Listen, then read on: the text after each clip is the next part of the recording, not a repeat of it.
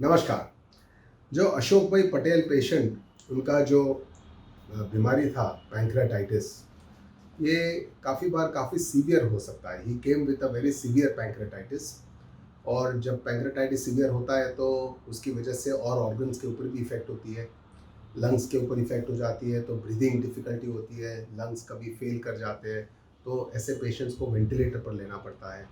तो एक तो ये चैलेंज था कि he was on a ventilator for a long period of time, almost 1.5 महीने वेंटिलेटर पर थे। दूसरा चैलेंज था उनका कि पैंक्रेटाइटिस की वजह से उनके आंतड़े भी काम करना बंद कर दिए थे, तो पेट भी बहुत फूला हुआ, बहुत टाइट हो गया था। कुछ हम फीडिंग भी नहीं दे पाते थे उनको, तो इसलिए नस में हम खुराक की बोतल देते थे उनको, जिसको पेरेंटल न्यूट्रिशन कहते हैं, टीपीएन। तो ये काफ़ी ऑलमोस्ट उनको 45-50 डेज तक हमको टीपीएन देना पड़ा था, because there was a severe increase in the pressure inside the abdomen, जिसको कंपार्टमेंट सिंड्रोम कहते हैं। तीसरा उनका चैलेंज था इन्फेक्शन। बहुत सारे पैंक्रेटाइटिस की वजह से आसपास बगाड़ हो जाता है, डैमेज हो जाता है। पैंक्रियाज के जूसेस बहुत जलद, बहुत स्ट्रांग होते हैं, तो ये आसपास काफ़ी डैमेज करते हैं। ये डैमेज नेक्रोसिस जिसको बोलते हैं, और इसके अंदर जब इन्फेक्शन होता है तो ये काफ़ी सीवियर प्रॉब्लम होता है।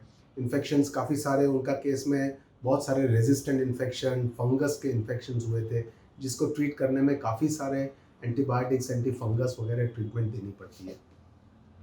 फोर्थ प्रॉब्लम इज कि ये इन्फेक्शन क्लियर करने के लिए उनके केस में हमको 2 सर्जरी करनी पड़ी थी।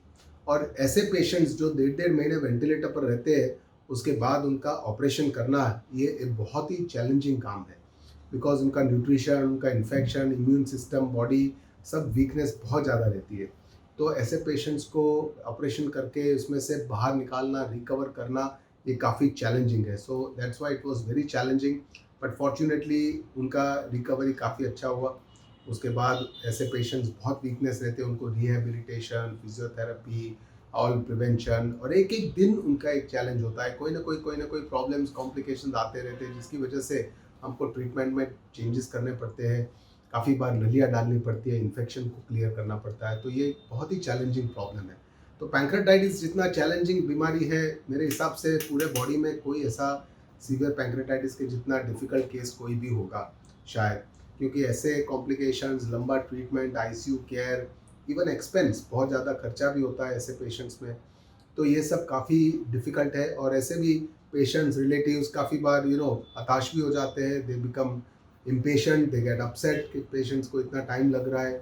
बट ये जानना ज़रूरी है कि ये पेशेंट्स एक बार रिकवर हो जाते हैं, जैसे अशोक भाई को आपने देखा, एक बार रिकवर हो गए, तो now he will have a normal life. अभी टेम्पररी हमने एक नली डाला हुआ है फीडिंग के लिए, बट धीरे धीरे वो भी निकल जाएगा, और उसके बाद उनका लाइफ नॉर्मल हो जाएगा, रिहेबिलिटेशन, और इसके बाद वो नॉर्मल जी पाएंगे। तो ये एक बहुत ही सेटिस्फाइंग डिजीज़ है ट्रीट करने के लिए। काइजन हॉस्पिटल में हमारे यहाँ पैंक्रेटाइटिस के लिए पूरी टीम है। इसमें critical care specialist, medical gastroenterologist, nutritionist, physiotherapist, CT scan machine ICU के जस्ट बगल में है। हमारे जो पूरी टीम और care, speciality care, nursing care, stoma care, ऐसे पेशेंट्स को स्टोमा भी होता है, तो स्टोमल का केयर, काफ़ी सारी केयर देनी पड़ती है, तो उसके लिए हमारे यहाँ अच्छी फैसिलिटी है। बहुत ही अच्छा हमारा यहाँ एक्सपीरियंस है ऐसे सिक पैंक्रेटाइटिस के पेशेंट्स को ट्रीट करने का। और पैंक्रेटाइटिस होने के 2 मेन कारण है। मेरा मैसेज फाइनली ये है कि we should save our cells from pancreatitis. उसके लिए बहुत सारे कारण हैं, जवाबदार 2 मुख्य कारण हैं। एक, अल्कोहल। अल्कोहल लेने से पैंक्रेटाइटिस होते हैं, काफ़ी सारे पेशेंट्स हमने देखे हुए हैं, बहुत ही सीवियर पैंक्रेटाइटिस होता है। इसलिए अल्कोहल को जितना हो सके इतना कम मात्रा में, और बहुत ही रेयर हो सके तो अवॉइड करना चाहिए। दूसरा डिजीज़ है जिसको कहते हैं गॉल ब्लैडर स्टोन्स। काफ़ी बार हम लोग समझते हैं कि स्टोन तो ऐसे नॉर्मल रहते हैं, सबको रहते हैं। स्टोन्स के लिए हम इतने सजाग नहीं रहते, इतने केयरफुल नहीं रहते। डॉक्टर्स भी ऐसे कहते हैं, हाँ चलने दो, कोई बात नहीं, स्टोन क्या तकलीफ कर रहा है आपको। लेकिन कभी कभार वो पैंक्रेटाइटिस करता है, बहुत ही सीरियस पैंक्रेटाइटिस होता है उससे। इसलिए गॉल ब्लैडर स्टोन्स को कभी लाइटली नहीं लेना चाहिए, उसका इलाज ज़रूर करना चाहिए। और तीसरा, बहुत सारे कारण होते हैं पैंक्रेटाइटिस होने के। जब भी आपको बहुत जोरों का पेन हो अपर एब्डोमेन में, तो एक हमको सोचना चाहिए कि भाई पैंक्रेटाइटिस भी हो सकता है, और पैंक्रेटाइटिस से हमको बच के रहना चाहिए। With this, thank you very much. नमस्कार।